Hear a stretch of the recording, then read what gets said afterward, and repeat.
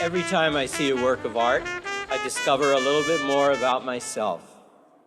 Art matters because it enriches and enlightens people's lives. Art offers us another way of communicating with each other, without words.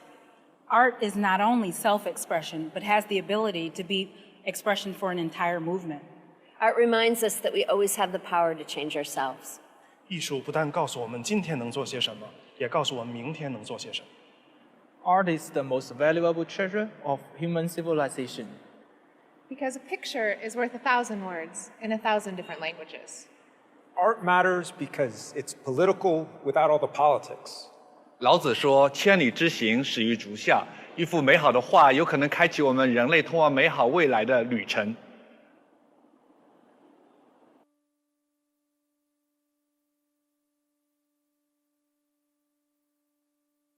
I'm Darren Walker. I'm Vice President of FAPE, and I want to welcome you to this conversation with 4 remarkable people.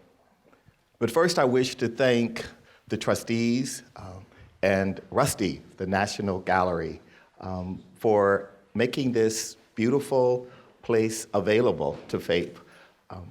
And so I want to, on behalf of Joe Carroll Lauder and Eden Rafshun, I want to say that we are here because we're passionate about art. And we have on this panel 4 people who are very passionate about art. This is what these 4 remarkable people share in common, although they each play a unique role on the landscape of American art. And there is no need for introductions because each of these people is a dazzling reminder of why the arts gives us oxygen, why philanthropy, arts philanthropy, matters in this country, why the people who create art give us reason for hope and allow our imaginations to expand. So this conversation, why is art necessary, is not going to be one of those platitude-filled conversations about why the arts matter. We're going to get beyond the platitudes. These people are all pretty irreverent. I know each of them, and so I'm going to bring out their irreverence. And so why don't we start with my friend Mark Bradford, speaking of irreverent. So Mark, you have been labeled by an art critic as a creative genius. You deal with issues of race, class, sexual identity. You are one of the most admired artists of your generation. Of course, we were all mesmerized by your installation in the American Pavilion at Venice, the installation at the Hirshhorn now, which is entitled Pickett's Charge. Tell us, for you as an artist, in this moment in America, why does art matter? I don't think much has changed with me that much, actually. I've always been outward looking.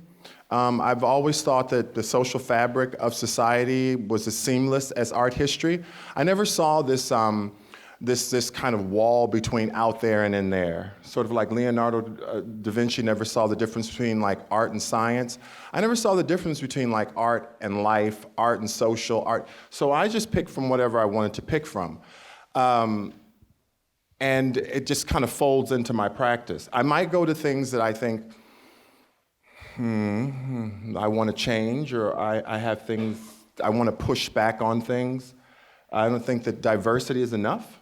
And when you start talking about power and power structures, so maybe that's where some of the, but I've never... Does your art deal with power and power structure? Oh, absolutely. I wouldn't have been an abstract painter. The first thing, when I was in school and everyone kept saying, oh, you're black, and tell us about the black experience, and you're gay, tell us about the gay experience, I said, I think I'll be an abstract painter. For me, what that was doing was that was giving me a space. I was carving out a space for myself to play and to figure out things on my terms. So that was really, I think, the surfaces weren't quote unquote political, or being an abstract painter wasn't political, but to decide to turn my gaze away from kind of easy narratives or something that someone else was going to put on me, that I can interrogate ideas and figure out what black meant to me. And what does black mean to you? It's porous. You know, it's as slippery and it's as porous as any other people. I mean, just because you have a room full of the same color doesn't mean that all of the ideas should be the same. And so it's porous, that's it. But there are people who say, there are some African-American artists who say, I don't want to be labeled a black artist. I don't want my subject matter to have to be limited to issues that relate to African-Americans. Well, that's not me. I'm fine. I'm fine being a black artist. I'm fine doing shows in Black History Month. I don't have a problem with being black. I have a problem sometimes with the easy equations that kind of mainstream society puts on that. There's nothing wrong with being, I'm fine. I wake up in the morning, I'm black, no problem. Kind of getting old now, you know. I don't think that is the problem, or to be a woman, or to be whatever. It's the reduced equations and the simplistic narratives that sometimes are put on it. It's expansive. And so that's what I've always moved towards in my work. So, Frank Stella, President Obama awarded you the National Medal of the Arts. It was a good idea. That was a good idea. And I said there'd be no irreverence this evening. So, Frank, you are yourself this extraordinary person who's able to create remarkable imagery you're a painter, you're a sculptor, you do these really cool prints. For you as an artist, you've seen artists transition from being merely almost invisible people to being rock stars.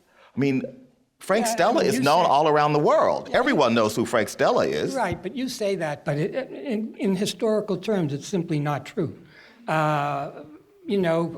The celebrity status after the Second World War, all of a sudden, when Jack the Dripper was, all over Life magazine. I mean, abstract expressionism made an impression not only in America, but I mean worldwide. Everyone wanted to experience the freedom of making a mess.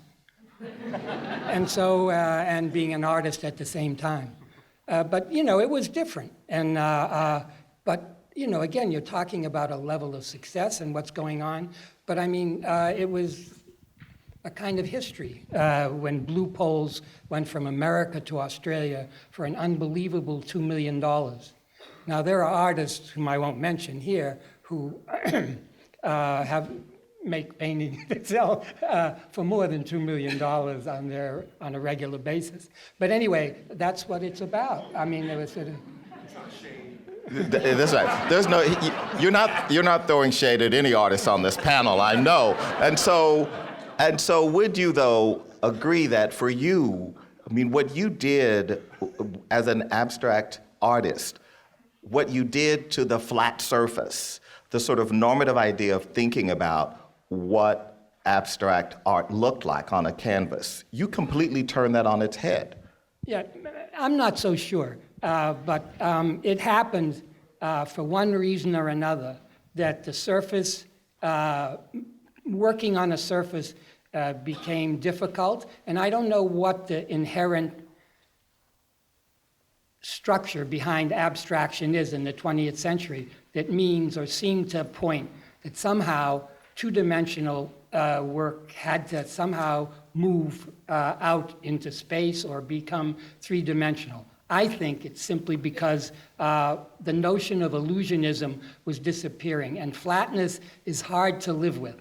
And even though the painting before was on a flat surface, or a lot of it was, it had depth, it had the experience of space. And somehow the notion of abstraction and painting today, there was a kind of tremendous urge to get out there, to move out. I mean, now you're inundated with installations, but during the 60s, there was a tremendous change. I mean, not only from it wasn't just sculpture, a three-dimensional. I mean, people wanted to get out of their studio and camp in the desert or have tractors push a lot of dirt around and things like that. So there was a way of moving around and a way of, hiding in some kind of way from a simple projection of surface and a way of dealing with that became art.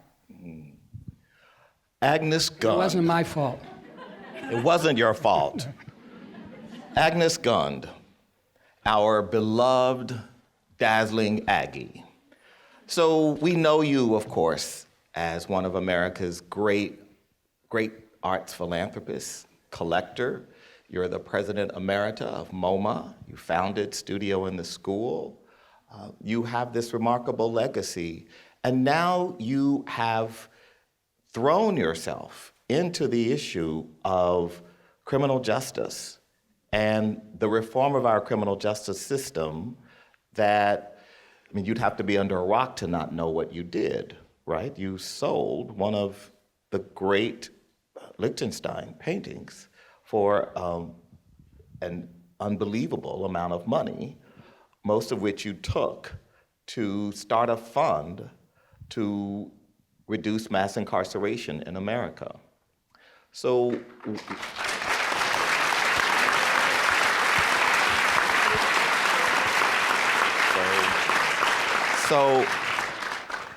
so art obviously matters to you, Aggie.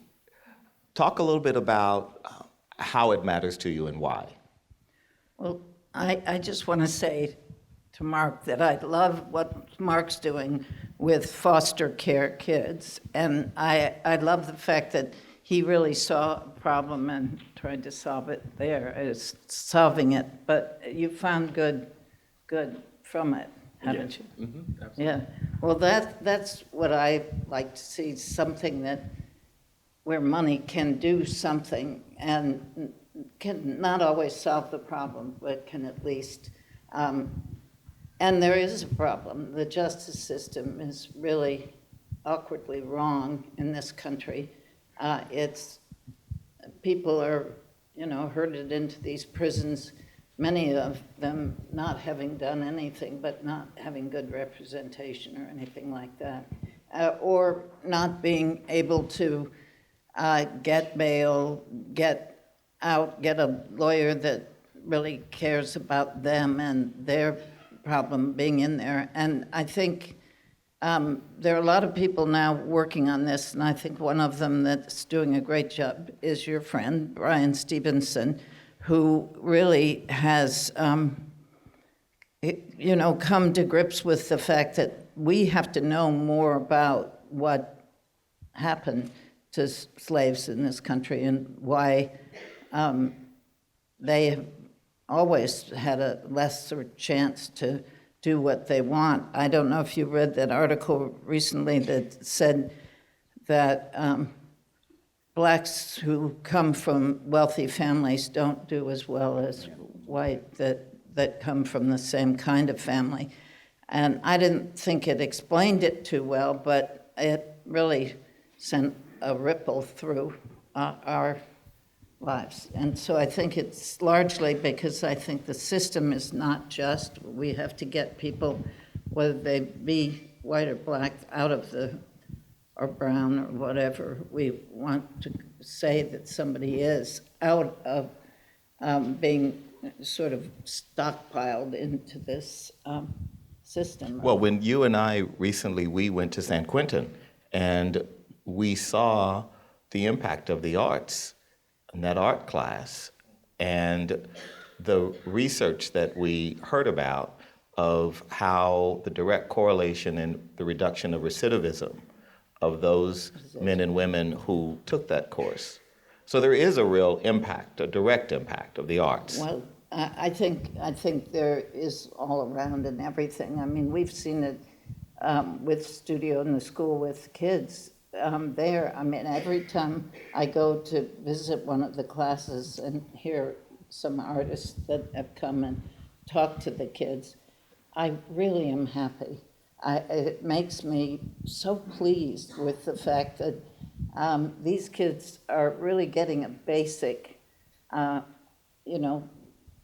basic understanding of what art can be and do and look like, and it doesn't have to be right or wrong. Well, and part of it is that it is what Studio in the School teaches is empathy. And we know from the research what empathy can mean in terms of the ability of students and as adults ultimately to navigate society. Well, Frank once came to a class and he said afterwards, the thing I like about this program is that they share, that they are sitting at the same table, they're looking at each other.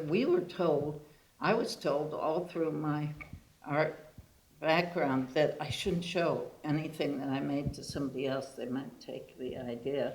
And this is really very different from these kids see that they can learn something from the other, but they don't have to copy it. They can have their own ideas, or they can say, I like the way you've used yellow for the feet, or whatever they're doing. And somebody isn't saying, you can't do that. And they talk, the wonderful thing about this program is they use language to talk about it. They learn a lot of language that, I thought from the very beginning that when I started having these children, that I had to be sure I talked to them so that they had some knowledge of words. And I think a lot of these kids don't get taught to. Their parents are either off on 2 or 3 jobs, or there's only one of them, so that they don't. One is incarcerated, are the kinds of problems that these children face, which are pretty remarkable. But you should be really proud of Studio in the School and what you've done. Ford Foundation is helping with this, so this. No commercials for Ford Foundation, Daragi. I want to turn to someone whose philanthropy seems to be boundless.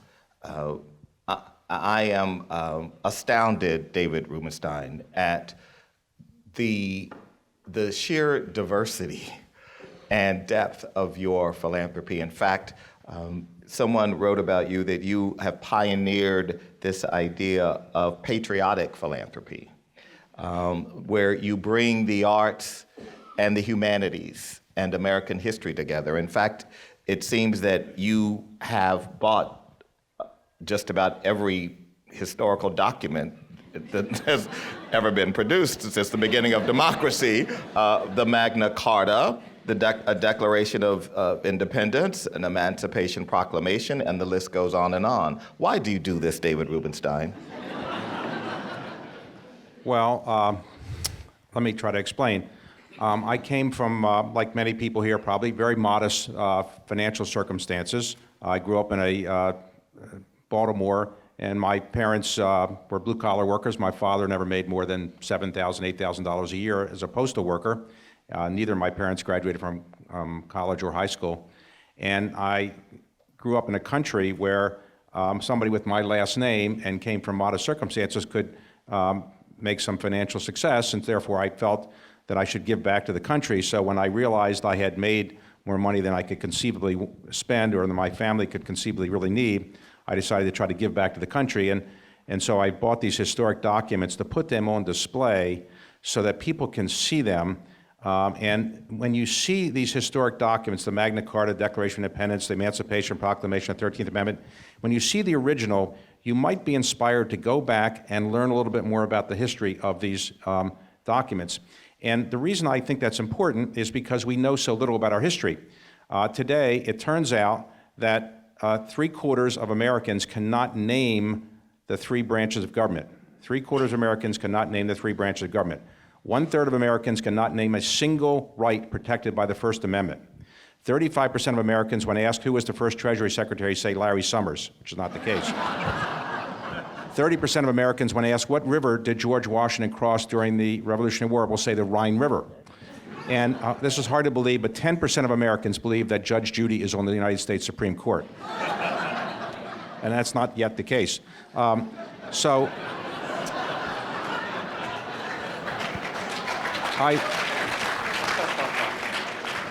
think that my theory is that if people learn more about history, because when you go visit Monticello or Mount Vernon or other places I've been involved with, you're inspired to go back and learn more. If you just see a historic document or see Monticello on a computer slide, your brain isn't yet stimulated enough, I think, to go back and learn more history. And if you learn more about our history, the good and the bad, and we have plenty of the bad, I think you might create people who are more likely to create a better society. It is hard for me to believe this, but I can't resist saying it, and it's sad that I think most Americans know so little about our background, in part because we don't teach civics anymore. You can graduate from college and not take an American history course. You can major in history in 80% of our colleges and not have to take an American history course. I don't think most people who are born in this country could take a citizenship test required of immigrants to become citizens and pass it. And that's unfortunate. So my idea is to try to get people to learn more about history, and I call it patriotic philanthropy, but it's a misnomer because all philanthropy is patriotic, really. On terms of, let me just address for a moment the arts. Right now, it's very difficult in our politically correct society to criticize anybody. It's hard to do it anymore. So who can you criticize? Who can you make fun of anymore? Well, you can make fun of lawyers, like your lawyers here, but you can get away with lawyer jokes occasionally. Senator, we can get away with members of Congress jokes, right? You can always make fun of members of Congress. You can get a good laugh with that. And of course, you can always make fun of my profession, private equity. People are always making fun of that. And it used to be you could make fun of Neanderthals, right? Who was in favor of Neanderthals? Oh, you're a Neanderthal, right? Well, it turns out that the Neanderthals, 70,000 years ago, put art up on caves in France and Spain. So we can't make fun of Neanderthals anymore because they're actually more talented than we thought. But think about this. What the Neanderthals left behind was maybe a few fossils, but they left behind some artwork. And when you think about it, it reminded me what President Kennedy once said. He said, when the dust settles over the cities of our civilization, what we will really remember is not the battles we fought or the elections we've won, but the spirit of our civilization. That's what remains behind. And so when you all think about your lives, what is it that we're trying to accomplish on the face of the earth? Each of us is here for a finite period of time. And if you get to the point of my age, I'm 68 now, you increasingly begin to realize you want to do something that creates a legacy. You want to do something that reminds people of why you were here. And one of the most lasting things you can do is to create something that is related to the arts, because the arts are the things that make people happy. Thomas Jefferson, in his famous preamble to the Declaration of Independence, said, what we're really all about is life, liberty, and the pursuit of happiness. Now, he never said what happiness was, and nobody really knows, and it's the most elusive thing in life, personal happiness, as everybody knows. But surely, when you go to a art gallery, when you go to an art museum, when you go to a performing arts center, when you go to an opera, when you go to a symphony, what you're coming away with is people who are happy afterwards. And when you can create happiness, that's a terrific thing to do. So when you are supporting the arts, what you're doing is you're creating happiness, and what you're also doing is something you're leaving behind, you're helping artists leave behind a legacy so that 70,000 years from today, when people ask what did our civilization do, there'll be the works of Frank Stella and others that will be here that people can and say, this is what this civilization was about. So I just think the arts are so important because it's what really makes us different than other species. The final point is this. When humans, let's say Homo sapiens, first appeared on the face of the earth, it probably wasn't apparent to all the other animals that were circulating that we would survive and we would ultimately rule the earth, maybe for good or bad. But people looked at us and they'd say, well, they're not as tall as other animals, they're not as fast, they're not as big. But in the end, we had one thing, our human brain, which was the best device on the face of the earth, and that human brain enables us to create art. Other species, there are 10 million species on the face of the earth, but none of them really can create anything that is really art that lives for 70,000 years or more. So what separates humans from other species is our ability to create things that last forever, and that's what we should be proud about as humans, and we should perpetuate that and incent people to create art, all kinds of art, and make sure we preserve the art so that future generations can see it and enjoy it as well. Thank you.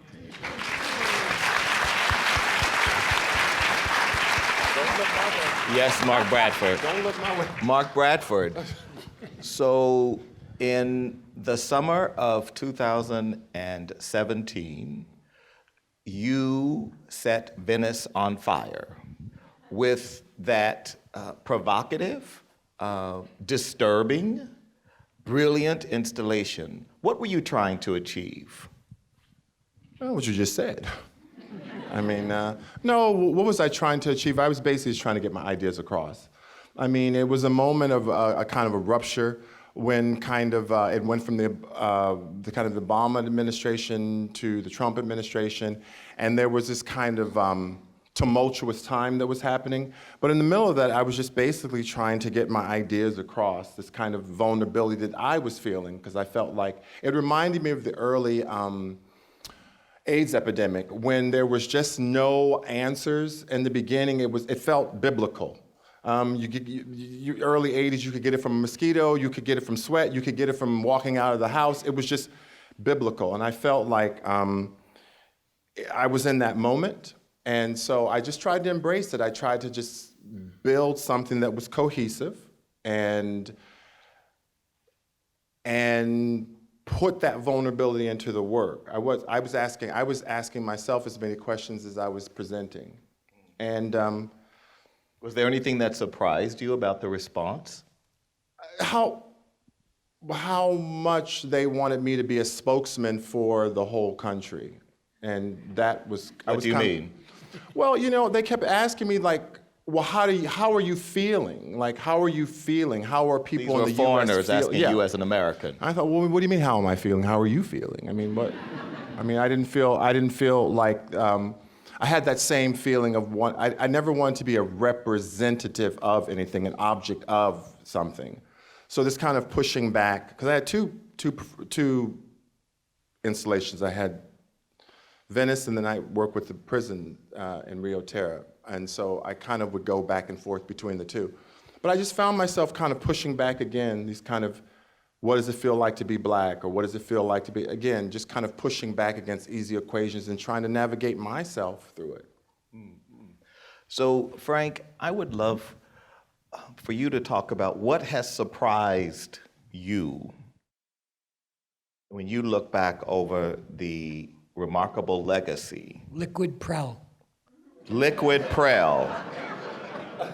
Really, Frank? Liquid Prel has surprised you, and why would Liquid Prel be something you wish to talk about with these people?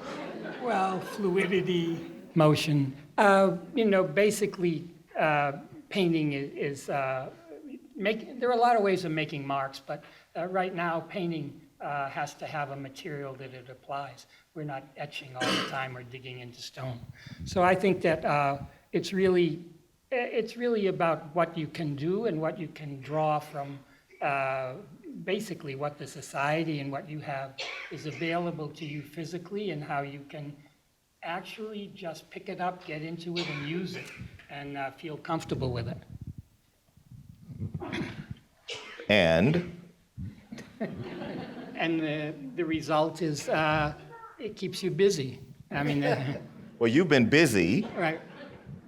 But when you think about what you've been busy doing, what's the legacy you want to leave? That's tough. I mean, I think legacy is not such a great idea. I don't really. You know, you could say it's just not really interesting.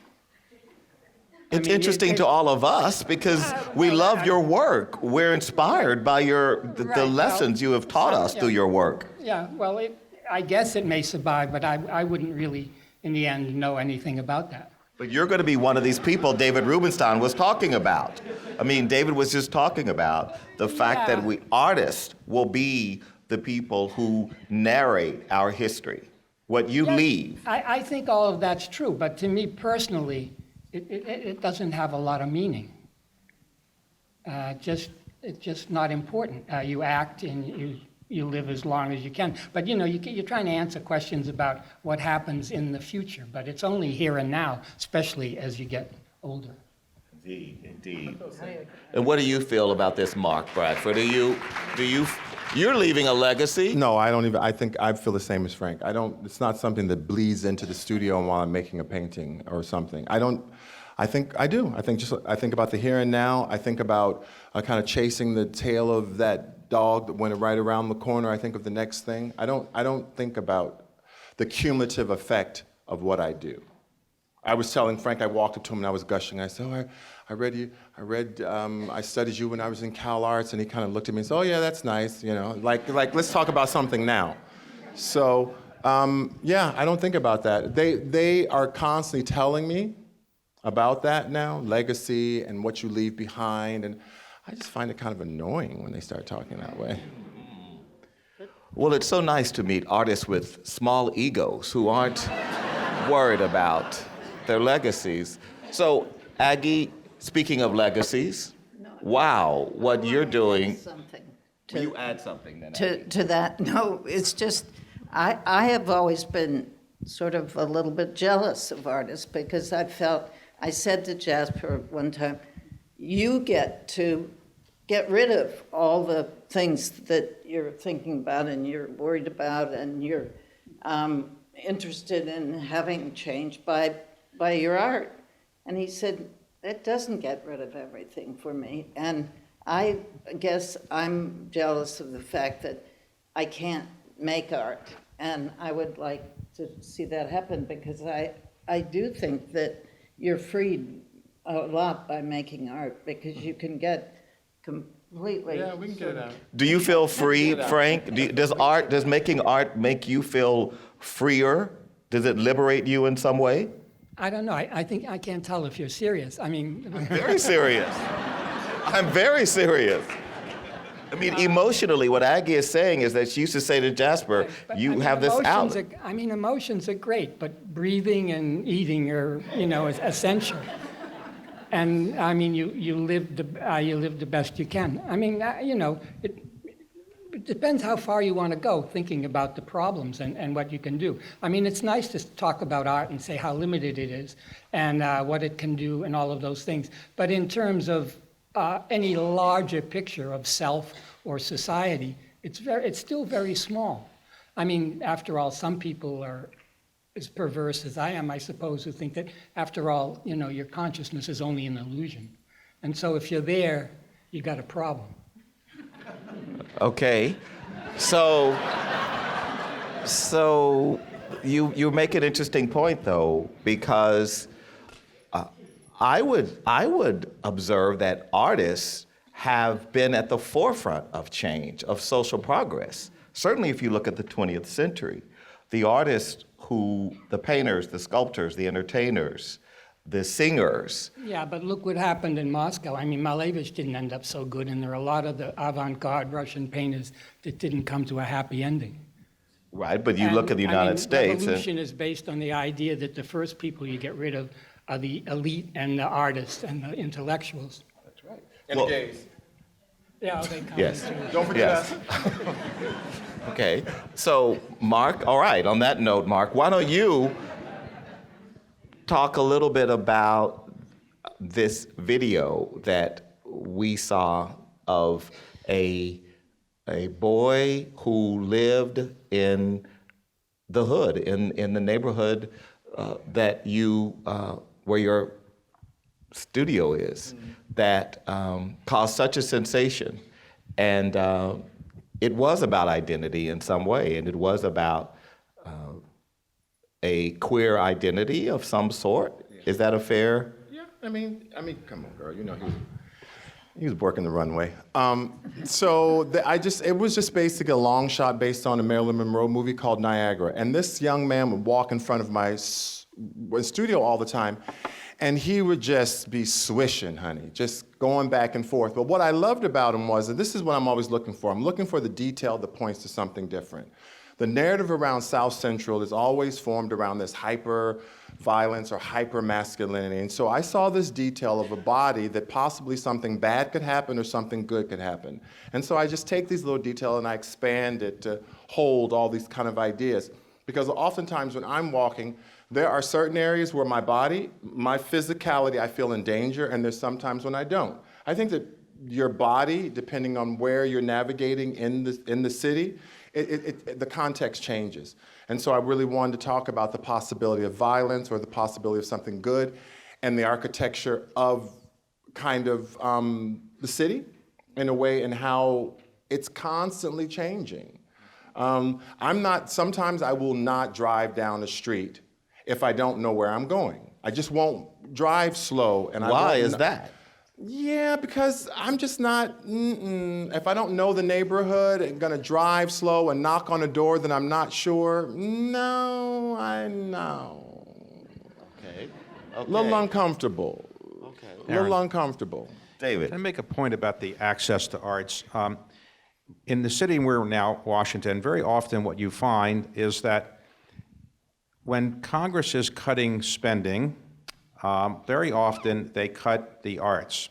And one of the reasons is that it's often thought by Congress, and not just only Congress, administrations do it, and governments have been doing this, not just this Congress, but previous Congresses. And it's not just Congress, it's local school boards and it's local governments and state governments. They tend to think of the arts as something that's ancillary to life, not essential for it.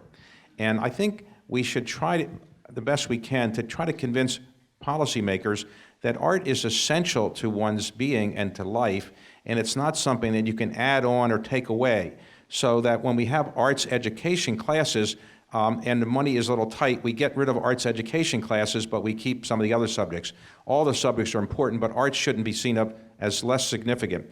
And if we want to create a society in this country where people feel that they are really going to be able to reach their full potential as a human, they need to be able to understand what the arts are about. They should be able to understand the performing arts, the visual arts, and other arts, and get an education about it so that when they're older, they can either choose to be an artist if they want, but they can also support the arts because the arts will always be underfunded. No matter what you say, the arts are always going to be underfunded, relatively speaking. And even though the highest, most valuable works of art get very high prices when they're bought, as a general rule of thumb, artists are underfunded, and the people who are performing art are often underfunded. And so I think one of the missions that we should always have if we care about the arts is making clear to policymakers that arts are not something that's ancillary and it's an add-on, but it's really essential to create well-rounded human beings who are likely to be able to pursue happiness much better than if they don't have the arts. So you spend a lot of time as an arts advocate.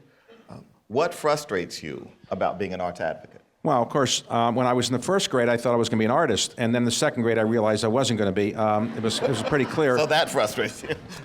Well, clearly, every performing arts institution in the United States cannot make it on its own. That needs philanthropy. There just isn't enough government support, and there isn't enough ticket sales that are going to make it on its own.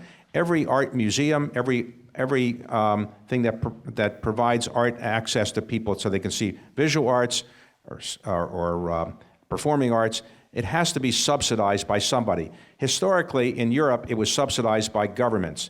But now in this country, we haven't really been doing that so much recently, and we tend to subsidize it by philanthropists. And maybe that can continue that way, and maybe that's not a bad thing. But we have to recognize that you have to have some kind of subsidy because there isn't enough ability to support it on its own. So all of us probably should feel some obligation to give back to society, and one of the ways you can give back is supporting the arts, and in many different ways, because when you buy tickets or when you are a patron, you're supporting them, but also by giving philanthropy.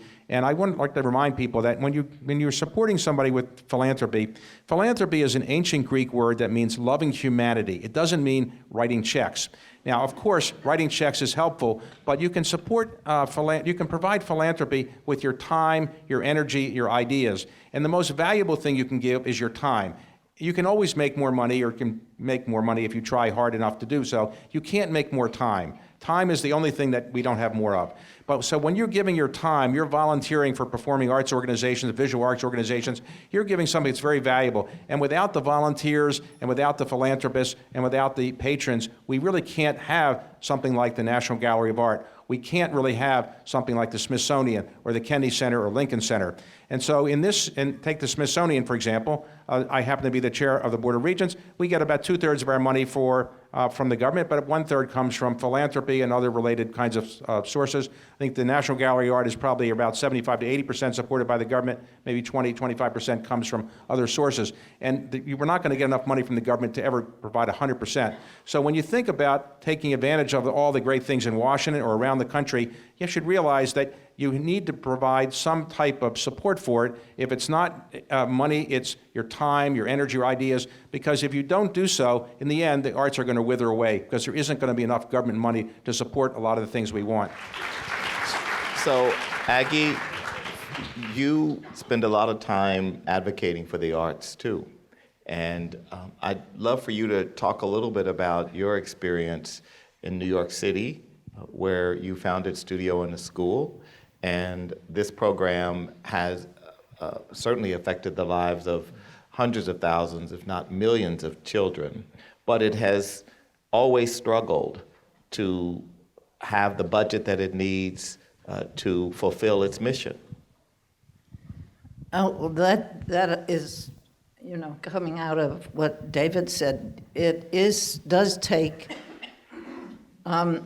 a check or money to do some things, but you also have to have the real care about it, the real love of what it is that I think, has to go into the idea of philanthropy. If you can't write a check or if you can't buy something to do something with or invest in a project, you've got to have the willingness to see that somebody's got to do it, and you've got to talk about it, talk with them, get it done. It's the same thing that we should be doing with politics, but we're really not doing it right now in this country. We should be really talking to people about what they see that's needed in a president in the future, or what is what they see about building things. I'll never forget one time I was with a group of people listening to Christo, and this woman raised her hand. She said, "How come you're not interested in supporting hospitals instead of some, useless piece of art out there?" And he said, "It's not the same thing. This isn't going into hospitals. My ideas for doing these things are what is causing them to happen." And I think that's, you've got to get people to be more impassioned by what they want to see happen and what they see done. Maybe this is, for me, the only way I can do art, since I can't do art. But you are doing art, and I think one of the things that you've taught us is that everyone deserves beauty. We in this country have gotten ourselves into this paradigm where art needs to be justified. Some econometric model, tell me what it does for local development or tax revenue, and that if it passes that hurdle, then the art is justified. But one of the things you've taught us, Aggie, is that beauty is something that should be in everyone's life. And so often what happens is, David, and you experience this, because people will say they only want to give to things they can measure.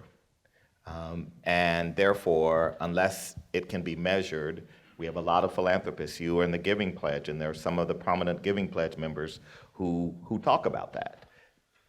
Yes, what you're referring to is this. Many people who have been lucky in the business world have made money, and they think that the techniques that used who make money in the business world are techniques you can use in the philanthropy world, which is to say, in the business world, you have a profit loss statement. You can figure out whether you're making money or not. So they'd like to apply the same type of metrics, more or less, to the philanthropic world, and to measure with great quantitative detail whether their money is having the effect they wanted. And in my case, I'm not criticizing those that do it that way, but I have different way of looking at it. I just try to think, what is it that can be useful, and try to give money to people who seem like they're going to be able to help what you want to do, and don't be so analytical about it, because I just think you can drive the people doing the work to distort what they're doing to make the numbers look better. But I think people should give money and give their time and their energy and ideas because it makes them happy to do so as well. I have a theory that philanthropists live longer. Grumpy people don't live as long, and happy people live longer. So David Rockefeller made it to 101 or so. I was at an event at Harvard last night, and we're talking about a man whose facility we were in. He was Albert Gordon. He made it to 107. And so if you're happy, you'll live longer. As I say, you're happy is a hard thing to achieve, but if you're happy by giving away money, your time, your ideas, you will live longer, and then there is a special place in heaven reserved for those people who are philanthropists. Now, you laugh, but why would you want to take a chance that I'm wrong? So, but to be very serious, I do think that when you are helping other people, it's a human instinct to want to help other people. It's different than perhaps other species. Other species might help their own children or something, but they don't tend to help their species as much. We have a natural human tendency to want to help other people, and I think when you do that, you feel better about yourself. And when you feel better about yourself, I think life is worth living more. And so all of you who have given away your time, your energy, your ideas, probably are happy about it. When you give a scholarship to somebody, nobody says, well, geez, I gave a scholarship to some child, he can go to college now, I'm not happy about myself, I hate myself for doing that. Nobody says that. You're happy because you've done something that in my religion we would call a mitzvah, something that is good. And we should try to incent our younger people to think about doing more that they can to give to the arts, participate in the arts, participate in giving back to society. Arts is just one part of society, but it's an important part, and it's the part that the government is likely to give the least amount of money to when times are tough. When de Tocqueville came to this country in the 1830s and he wrote his famous book about America, he said one of the characteristics of America that defied his previous experience was everybody here was in a volunteer association. Everybody was volunteering for things. And the reason for that was this. In Europe, the government or the church paid for everything, the arts, artists, and so forth. But in our country, we didn't have any wealth at the beginning, so people had to volunteer their time, their energy, ideas, and we began the tradition of philanthropy in this country. We lead the world in philanthropy. We give about 2.5% of our GDP every year to philanthropy, which is double more than any other country does percentage-wise.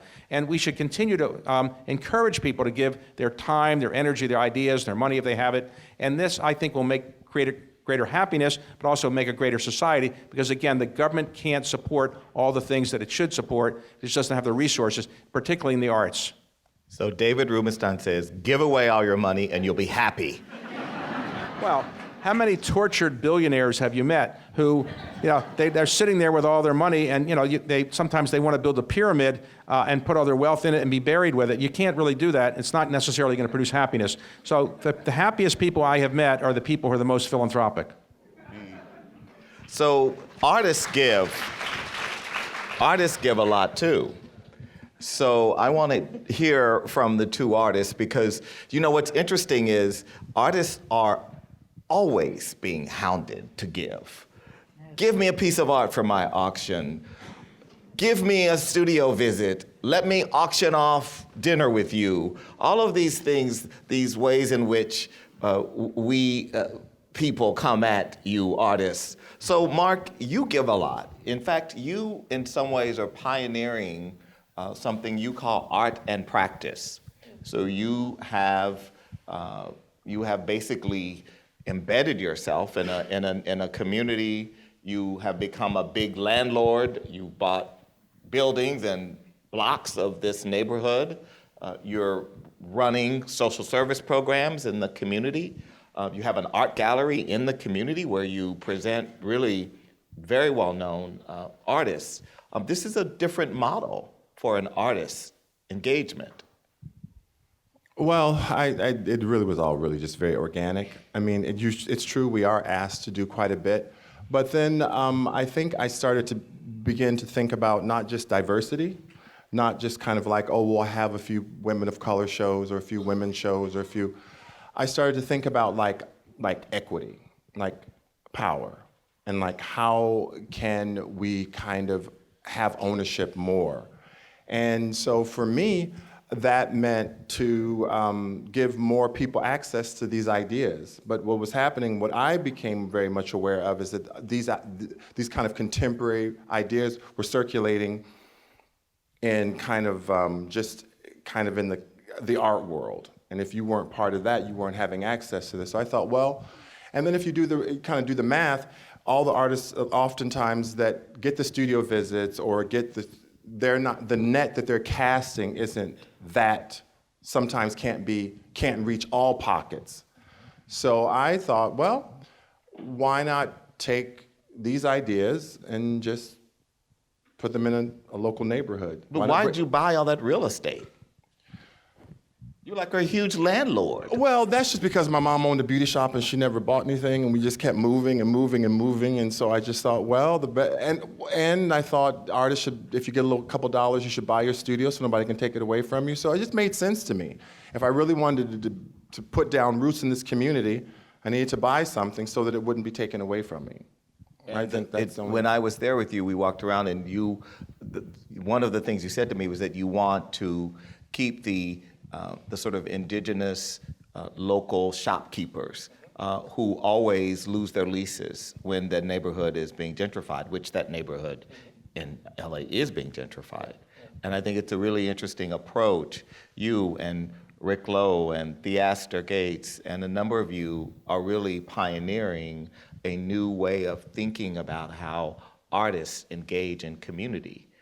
And so you're setting a really interesting model. Well, it just made sense to me. I think that these ideas are interesting, but I think that we can move out of these silos and we can have these same conversations in different parts of the city. Same conversation, just in different parts of the city. I was in Baltimore and I gave the same artist talk, but I just gave it in a local black church, because I said, well, I want to give. If you want to get the black people, you got to go to church, right? You don't have to keep wondering, oh, where are the black people? Well, find them and then go there. So for me, that was the same thing with, and really what kind of came into my mind all the time is, where's the next local, how are we going to get the next local Mark? On his way to the liquor store or on his way to go buy something for his mom, because that was how are we going to expose him as early as we possibly can to contemporary ideas, to push back against traditional norms of gender, race, class, and all that? Does he have to leave his community constantly, or can we catch him earlier? And so for me, that's really what it became about. Now, of course, I thought that at the same time, dealing with social urgency, and in that area, foster youth is epidemic. It felt like I decided to partner it. They became neighbors. Sometimes neighbors have nothing in common when they move next door to each other, and through just organic, time moves on, they find this kind of common ground. So and that's what's happening. So it was just all just organic. And I think that the ideas, progressive ideas, can be spread in more areas. Darren, I would like to just make a comment about, some people may not be completely familiar with what FAPE actually does. And before we conclude, I would like to talk about what FAPE has done. FAPE is an organization that Jo Carol Lauder has really created, and Eden Rafshun, and she really run it more or less day to day. But thank you very much for doing that. And Aggie, you've been very involved as well. But in our country, we have embassies around about maybe 200 or so embassies. We have countries we have relationships with. And when you go into an embassy, and I assume most people here have traveled overseas, though it turns out a very small percentage of people in the United States actually have traveled, but I assume out of the country. But most people here probably have traveled overseas. How many people here have been overseas? Everybody? Okay, so when you go into an embassy overseas, you sometimes go to the American embassy overseas if you're an American, but most people go into embassies from the United States are people who live in that country. That might be the German embassy. The Germans go there more than Americans are going there. When you go into those embassies now, what you have because of FAPE's work is you have works of art by great American artists like those here who have donated those works of art to FAPE, and they are put on display in the embassies, so that when you're a German citizen going into the U.S. Embassy in Germany, you can see some of the great works of American arts. Now, why is that important? Well, it's important because it shows people in Germany the culture of America and might stimulate them to think more about America, and maybe they'll think better of America because of the wonderful culture, wonderful arts we have. So that's one of the programs that FAPE has, but it's one of the most visible things, and it's one of the things that I think we should thank you all for doing, because now anywhere in the world, when you go to an American embassy, you're going to see the works of art that have been produced by American artists, and those who've generously donated those works of art are to be congratulated. So thank you for what you've done. Thank you. So, how do you see yourself as an artist and the work that you do, Frank, being observed by people who are outside of this country as representing the best of American art? You know, I don't know if I'm remembering correctly, but in the very beginning, the program was to put art in the embassies, but it wasn't given. I mean, it was loaned. I think in the very beginning, the program. But actually, nobody asked us to be that generous. Nobody wanted it. Joe Carroll has asked you to be that generous, actually, and you have. You have been later up, but that was right because that was the much commissioned pieces. Right, but that was much later than the program. You have a long history with this program, yeah. But the commission pieces is what David is referring to, and so. No, it's fine, but I'm just saying that the idea was not so much about giving. The idea was to bring the art to the embassies. And the reason, which is obvious, it wasn't anything about Americans or how great the art was. There was a real desire to see the works that were coming from America, and they happened to be mostly abstract art, the favorite kind of art of the CIA. But anyway, the abstract art was popular with the other, and mostly a part of the Cold War. I mean, that was really what it was about. It was about behind the Iron Curtain, and when it was about Russia, and then it gradually expanded to be about Asia. It was spheres of interest where they wanted to send American art, but the desire to send it, I think, is not, as everyone wants to see, is a thing about America wanting to send their art there. That is true probably up to a point, but there was a real desire to have it sent. Yes. And I think that's the part that's really hard to understand. It's still hard for me to understand it. In part, it was sent because there was a view by the United States government that we were in a war of culture with the Soviets, and we wanted to show the best of America. And so we sent art, we sent visual art, we sent the dance companies. The U.S. government has its own program, and that's different than what FAPE does. FAPE is a private sector program. Yes, what Frank is saying is the early work going back to the 1960s during the Kennedy administration when the idea of cultural diplomacy was first discussed. And we sent art in all disciplines around the world in an effort to demonstrate American culture to the world at a time when there was truly a contest between the United States and between Russia. One of the interesting which is, of course, tidbits, not the case anymore, right? Well, but one of the interesting tidbits of Ford Foundation history is the largest grant to the arts we ever made was to the School of American Ballet. And the reason we made that grant was a direct response to Russian ballet. We had our own great ballet master in Mr. Balanchine, and he said to beat the Russians, we need to have a school that is better than the Bolshoi. And so we still do. We and other philanthropists stepped up to build the School of American Ballet, because it truly was a Sputnik moment. And we wanted to have a company we wanted to beat the Russians at their own game. Yeah, all of that's true, probably, but it doesn't get to the point of why it was received. If there's such a degree of conflict and such a difference about the opinion and about what should be done, why did it happen? And why did it continue to happen? That's the part I don't actually really understand. But it was never rejected.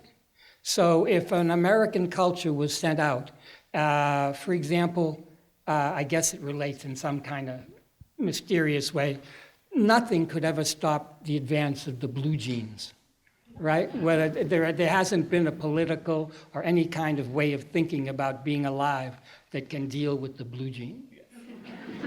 Yes. So there's no resistance. There's no resistance because there's something really remarkable and fantastic about it that people around the world resonate. What's remarkable about it to us, of what the art that we sent. But what's remarkable is their ability to absorb it. And the reason they can absorb it is they know plenty about it.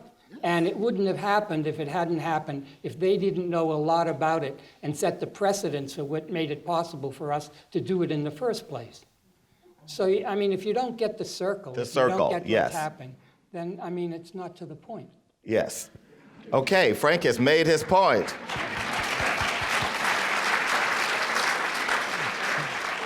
So I am being given a signal that it is time to close. I want to thank you all. I want to thank Rusty Powell and the trustees of the National Gallery for welcoming us. I want to thank this terrific panel, and thank you all for coming this evening for this conversation.